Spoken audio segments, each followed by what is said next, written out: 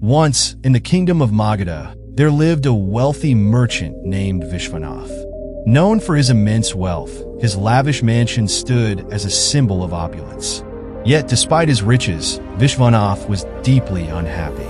He felt an unexplainable void in his heart, an emptiness that no amount of gold or luxury could fill. One day, news spread across the kingdom that the Buddha was visiting a nearby village. People from all walks of life flocked to hear his teachings. Curious and desperate to find solace, Vishwanath decided to visit the Buddha, hoping to uncover the secret to happiness. As he approached the gathering, Vishwanath observed the serene aura of the Buddha, who sat under a large banyan tree. People listened intently as the Buddha spoke of peace, compassion, and the nature of true happiness. When the crowd dispersed, Vishwanath stepped forward and bowed respectfully. "Revered one," he began, "I am a man of great wealth. I have everything I could ever desire: gold, jewels, and a mansion that many envy. Yet, I am plagued by unhappiness. Can you tell me why?" The Buddha smiled gently. "Come with me," he said, rising to his feet. Intrigued, Vishwanath followed the Buddha to a nearby river. Along the way, they passed a beggar who was laughing joyfully while playing with his children. The Buddha paused and gestured toward the beggar. "Do you see him?" he asked.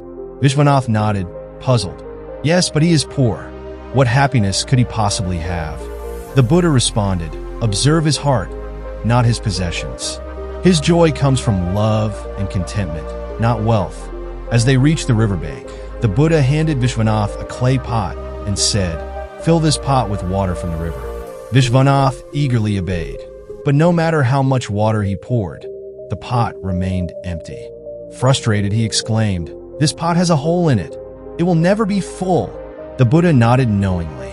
Indeed, and so is the human heart that seeks happiness in wealth and material possessions.